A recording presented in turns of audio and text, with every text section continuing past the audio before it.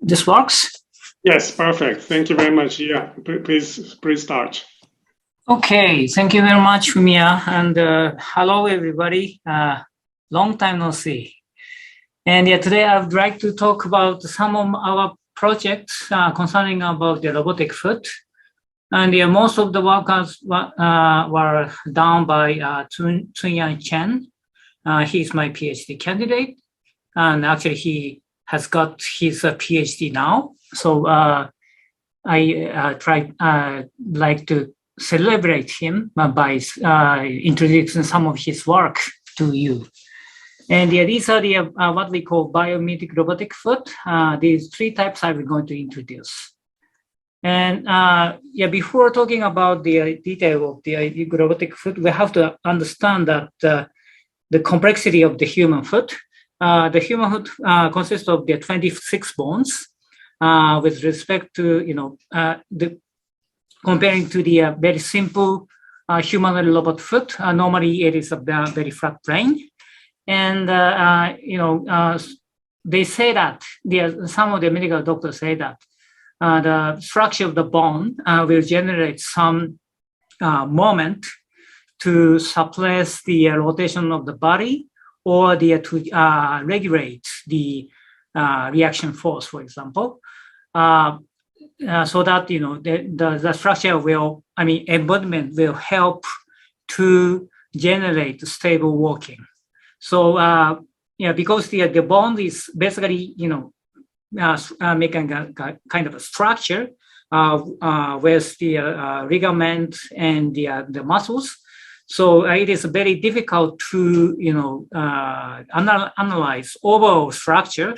But instead, what we do is by constructing some of the mechanism out of the very complex structure, so that we can see what kind of contribution each of the element will generate.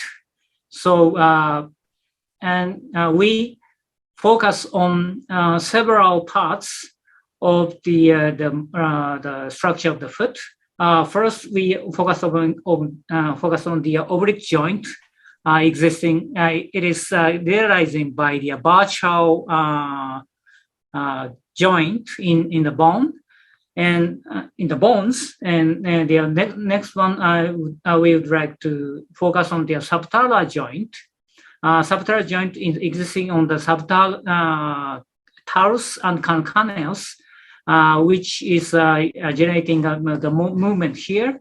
And this calcaneus bone is connected, this is heel bone, I should say, is connected with the what we call plantar fascia. It's the muscle in the foot. And finally, we introduce what we call bevel foot, which is imitating the mechanism existing in the foot. So I'd like to explain one. First, I would like to introduce about this oblique foot.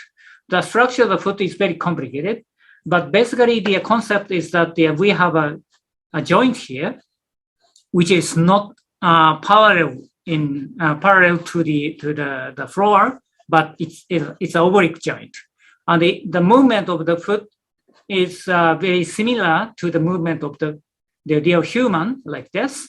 So we guess that this kind of movement will generate a moment to suppress the rotation of the torso. And we realized some experiment. So this is actually the realized movement of the biped robot. And because the robot doesn't have any, how can I say, the frontal movement of the hip joint, but instead the robot only has the parallel motion like this. But instead, the robot has this oblique foot, which will generate the moment to suppress this yaw moment of the robot.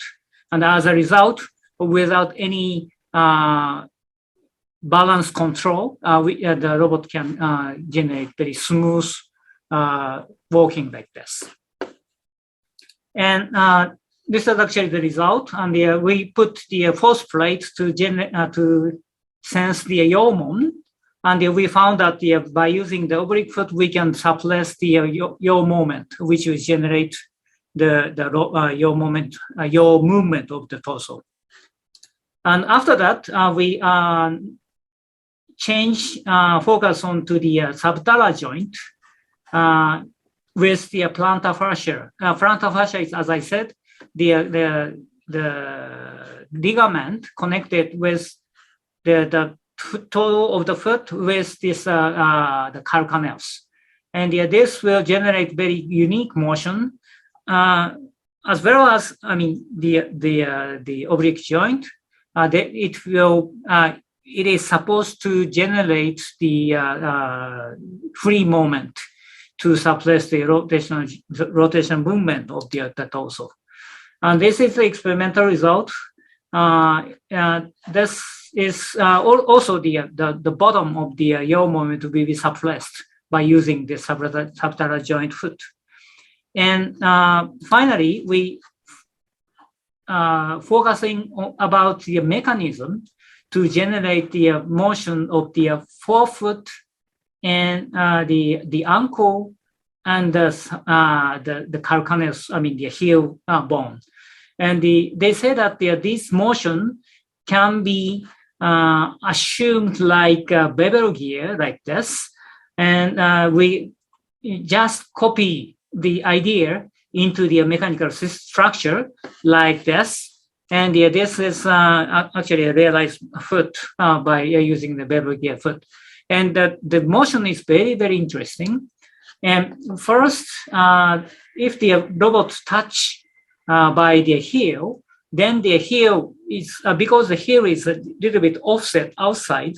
So if the one of the heel is touched to the ground, then they will generate the motion of the tibia, and the tibia motion will transfer to the motion of the forefoot, so that the motion of the structure, the foot is very complicated.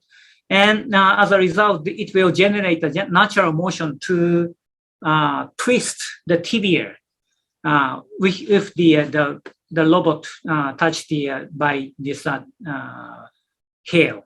And then afterward, if the forefoot touches afterward, then it will support as a supporting structure to the motion, the body.